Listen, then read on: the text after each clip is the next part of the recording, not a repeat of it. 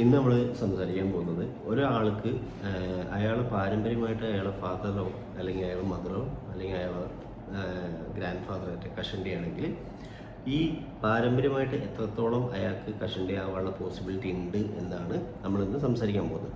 First of all മനസ്സിലാക്കേണ്ടത് possibility നല്ല രീതിയിൽ ജനറ്റിക് ഫാക്ടേഴ്സ് പ്ലേ ചെയ്യുന്നുണ്ട് ഒരാൾ ബാലൻസിൽ. പക്ഷെ അത് നിങ്ങൾ വിചാരിക്കുന്ന പോലെയല്ല. അതായത് AR ജീൻ എന്ന് പറഞ്ഞൊരു ജീനുണ്ട്, capital A capital R, AR gene.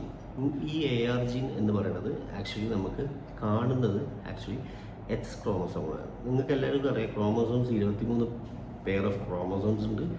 അപ്പോൾ ക്രോമസോംസ് ഫീമെയിൽസിനാണെങ്കിൽ എക്സ് എന്നാണ് നമ്മൾ ഡിനോട്ട് ചെയ്യുക, അതേപോലെ മെയിൽസിനാണെങ്കിൽ XY എന്നാണ് ഡിനോട്ട് ചെയ്യുക. അപ്പോൾ ഈ എക്സ് ക്രോമസോമിലാണ് കൂടുതലായിട്ടും നമ്മൾ ഈ പറഞ്ഞ AR ജീൻ കാണുന്നത്.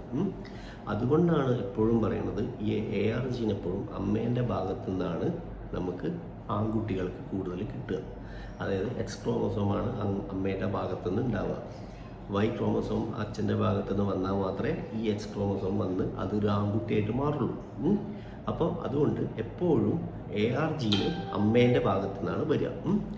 ഈ അമ്മേൻ്റെ ഭാഗത്തു നിന്ന് വരുന്നത് കൊണ്ടാണ് നമ്മൾ പറയുന്നത് ഒരു ആൺകുട്ടിയാണെങ്കിൽ ആ കുട്ടിയുടെ ബാൽഡ്നെസ് അല്ലെങ്കിൽ അയാൾ കഷണ്ടി ആവുന്നതും അയാളെ മുടിയുടെ ടെക്സ്ചർ, മുടിയുടെ ബാക്കി കാര്യങ്ങളൊക്കെ ഡിറ്റർമൈൻ ചെയ്യുന്നത് അയാളെ അമ്മേൻ്റെ പാരൻസിൻ്റെയും അമ്മേൻ്റെ ബ്രദേഴ്സിൻ്റെയും ഒക്കെ ഘടന, അത് അവരെ ഒരു പാറ്റേൺ അനുസരിച്ചായിരിക്കും ഉണ്ടാവുക. അതല്ലാതെ ഇപ്പം ഞാൻ പറയുന്ന ഈ ആളുടെ ഫാദറല്ല, ഇയാളെ അമ്മയുടെ ഫാദറോ അല്ലെങ്കിൽ അമ്മയുടെ ആങ്ങളമാരതോ ഒക്കെ ആയിരിക്കും ഉണ്ടാവുക. അതാണ് പറയുന്നത് ക്രോസ് ആയിട്ട് പോവുകയാണ്, മാച്ച് ചെയ്യുക. അതുകൊണ്ടാണ് നമുക്ക് അറിയാഞ്ഞിട്ടാണ് എപ്പോഴും നമ്മൾ പറയണത് ഫാദർ കഷണ്ടിയാണ് അതുകൊണ്ട് ഞാൻ കഷണ്ടിയായി. ആക്ച്വലി അങ്ങനെയല്ല. നിങ്ങളെ ഫാദർ കഷണ്ടി ആണെങ്കിൽ പോലും നിങ്ങൾക്ക് AR ജീൻ എന്ന് പറയുന്ന ജീനാണ് മെയിനായിട്ട് കഷണ്ടി ആവണതിൽ പ്ലേ ചെയ്യുന്നത്. അതായത് ഏകദേശം 63-64 ജീൻസ് ഉണ്ട് കഷണ്ടി ആവുന്നത്.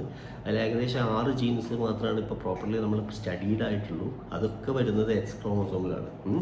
അപ്പോൾ എക്സ് ക്രോമസോം എന്ന് പറയുന്നത് അത്രയും ജനറ്റിക്കായിട്ട് ബാലൻസ് എന്താ പറയുക ഹെൽപ്പ് ചെയ്യുന്നൊരു ഫാക്ടറാണ്. അപ്പോൾ എക്സ് ക്രോമസോമിൽ ഇത് കുറവാണെങ്കിൽ ഡെഫിനറ്റ്ലി ഈവൻ ഇഫ് ആ കുട്ടിയുടെ അച്ഛന് നല്ല ബാലൻസ് ഉണ്ടെങ്കിൽ പോലും ഈ കുട്ടിയുടെ അമ്മയ്ക്ക് AR ജീൻ്റെ ഒരു ഇൻഫ്ലുവൻസ് കുറവാണെങ്കിൽ ആ കുട്ടി ബാൽഡ് ആവുന്നത് ഡിലേ ആവും, അല്ലെങ്കിൽ ബാൽഡ് ആവാതെ വേണമെങ്കിൽ പോവുകയും ചെയ്യാം. ഓക്കെ, അതാണ് ബേസിക് ആയിട്ടുള്ള പ്രിൻസിപ്പിൾ. അല്ലാതെ നമ്മൾ വിചാരിക്കുന്ന പോലെ അച്ഛൻ കഷണ്ടിയാണ് അതുകൊണ്ട് മകനും കഷണ്ടി ആവുക, അങ്ങനെയല്ല.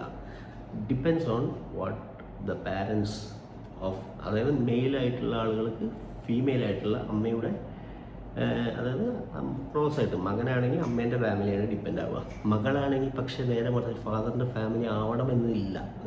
കാരണം എന്താ വെച്ചാൽ മകൾക്ക് കഷണ്ടി ആവുന്നത് ആൺകുട്ടികൾക്ക് കഷണ്ടി ആവുന്ന പോലെയല്ല ഫീമെയിൽസിന് ഫീമെയിൽ പാറ്റേൺ ബാലൻസ് ഉണ്ടാവുന്നത്.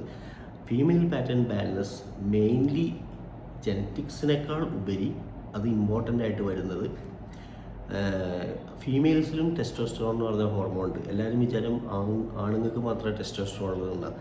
നോ, പെണ്ണുങ്ങൾക്കും ടെസ്റ്റോസ്റ്ററോൺ ഹോർമോൺ ഉണ്ട്. ഈ ടെസ്റ്റോസ്റ്ററോൺ ഹോർമോൺ എസ്ട്രാഡിയോൾ എന്ന് പറഞ്ഞ ഹോർമോണായി കൺവേർട്ട് ആകുമ്പോഴാണ് ഫീമെയിൽസിൽ ബാലൻസ് വരുന്നത്. അല്ലാതെ ഫീമെയിൽസിൽ ആൺകുട്ടികളെ മാതിരി ജനറ്റിക്സിനല്ല ഏറ്റവും ഇമ്പോർട്ടൻസ്.